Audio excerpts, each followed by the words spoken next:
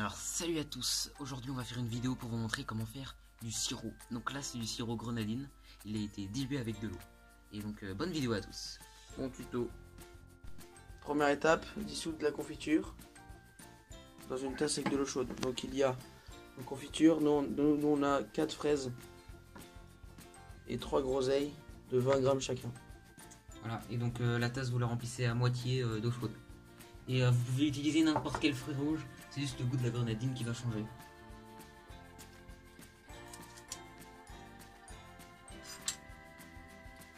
Donc là il faut mettre tous les paquets de confiture dedans. Et les diluer. Voilà. Maintenant que la confiture est diluée dans l'eau. Donc il doit y avoir plus aucun morceau. Voilà. Ou alors très peu. Très peu. Et il faut que la consistance soit un peu épaisse. Là c'est bon par exemple. Donc maintenant on va préparer le sirop. Donc pour le sirop il faut moitié de sucre et moitié d'eau. Du coup nous on va remplir la bouilloire à 100 ml de sucre. Donc ça en fait quand même pas mal. Hein.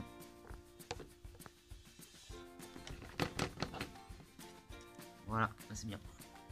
Par l'autre côté c'est plus réduit. Donc là par exemple, ouais même encore un peu.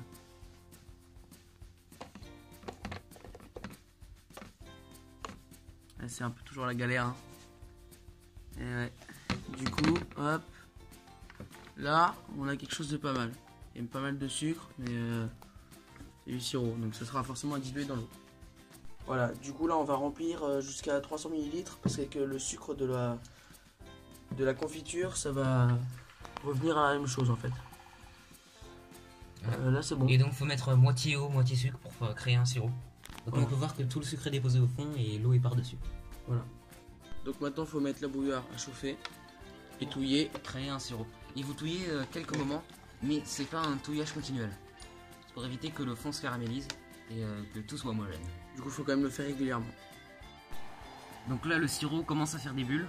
Donc ce qu'il faut savoir c'est qu'un sirop se crée à partir de 100 degrés. Donc là on est autour de 100 degrés. Là on y est. Et du coup le sirop se crée. Et donc là il va falloir laisser le sirop et en gros rester autour de 100 degrés. Et dès que le liquide sera transparent, il faudra arrêter la cuisson. Donc maintenant il faut directement ajouter la confiture. Non.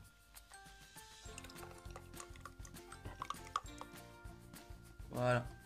Et maintenant il faut juste laisser reposer tout ça. Alors, voilà, donc le sirop est prêt. Alors ce qu'il faut savoir c'est qu'aussi le sirop a une deuxième utilité. Donc si vous ajoutez au sirop un peu de farine, comme ceci. Voilà, une cuillère et demie, hein, c'est préconisé. Ouais. On mélange comme ça. Avec le sirop. Et qu'après on mélange. Hop, faut bien se malaxer les doigts avec la farine. Comme ça, on a les mains bien prêtes pour touiller. Et là franchement, faut pas hésiter. C'est... Et si vous voulez rajouter de la farine, rajoutez de la farine. Ouais, vous pouvez. Franchement, tranquille. Mais après, faut pas en mettre trop parce que sinon ça fait de la pâte bizarre. Si ça fait de la pâte bizarre, on pourra plus coller avec le mortier. Parce que c'est quand même à la base qu'on va faire du mortier.